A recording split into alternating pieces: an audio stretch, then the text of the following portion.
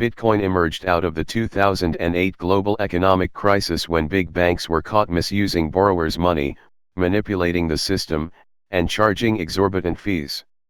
To address such issues, Bitcoin creators wanted to put the owners of Bitcoins in charge of the transactions, eliminate the middleman, cut high interest rates and transaction fees, and make transactions transparent. They created a distributed network system, where people could control their funds in a transparent way. Bitcoin has grown rapidly and spread far in a relatively short period of time.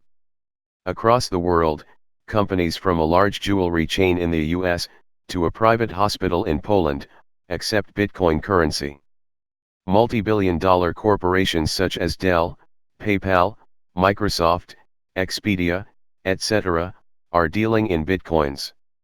Websites promote Bitcoins, magazines are publishing Bitcoin news, and forums are discussing cryptocurrencies and trading in Bitcoins. Bitcoin has its own application programming interface, API, price index, trading exchanges and exchange rate. However, there are issues with Bitcoins such as hackers breaking into accounts, high volatility of Bitcoins, and long transaction delays.